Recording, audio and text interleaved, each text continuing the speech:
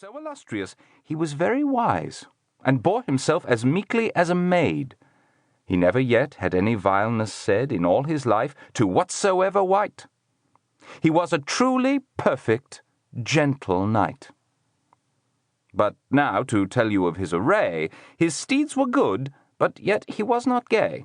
Of simple fustian wore he a juppon, sadly discoloured by his habergeon. For he had lately come from his voyage, and now was going on this pilgrimage. The Squire.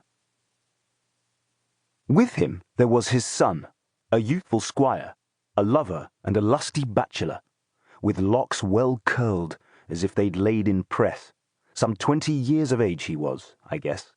In stature he was of an average length, wondrously active, aye, and great of strength. He'd ridden sometime with the cavalry in Flanders, in Artois and Picardy, and borne him well within that little space, in hope to win thereby his lady's grace. Prinked out he was, as if he were a mead, all full of fresh-cut flowers white and red. Singing he was, or fluting, all the day.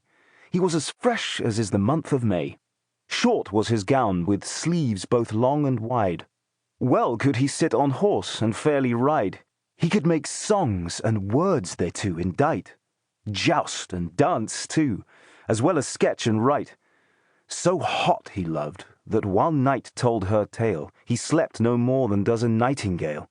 Courteous he, and humble, willing and able, and carved before his father at the table.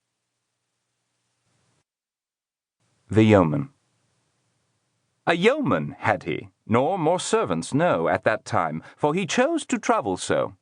And he was clad in coat and hood of green, a sheath of peacock arrows bright and keen under his belt he wore right carefully. Well could he keep his tackle yeomanly. His arrows had no bedraggled feathers low, and in his hand he bore a mighty bow. A cropped head had he, and a sun-browned face. Of woodcraft knew he all the useful ways. Upon his arm he bore a bracer gay, and at one side a sword and buckler, yea, and at the other side a dagger bright, well sheathed and sharp as spear-point in the light. On breast a Christopher of silver sheen. He bore a horn in baldric all of green. A forester he truly was, I guess. The Prioress. There was also a nun, a prioress, who in her smiling modest was, and coy. Her greatest oath was but by Saint Eloi, and she was known as Madam Eglantine. Full well she sang the services divine, intoning through her nose becomingly, and fair she spoke her French, and fluently, after the school of Stratford at the Bow, for French of Paris was not hers to know. At table she had been well taught withal, and never from her lips let morsels fall, nor dipped her fingers deep in sauce, but ate with so much care the food upon her plate that never driblet fell upon her breast. In courtesy she had delight and zest. Her upper lip was always wiped so clean that in her cup was no iota seen of grease when she had drunk her draught of wine. Becomingly she reached for meat to dine, and certainly delighting in good sport, she was right pleasant, amiable, in short. She was at pains to counterfeit the look of courtliness, and stately manners took, and would be held worthy of reverence.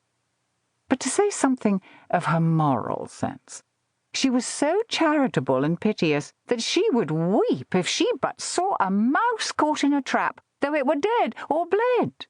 She had some little dogs, too, that she fed on roasted flesh, or milk, and fine white bread. But sore she'd weep if one of them were dead, or if men smote it with a rod to smart, for pity ruled her and her tender heart. Right decorous her pleated wimple was. Her nose was fine, her eyes were blue as glass, her mouth was small and therewith soft and red. But certainly she had a fair forehead. It was almost a full span broad, I own. For truth to tell, she was not undergrown. Neat was her cloak, as I was well aware. Of coral small about her arms.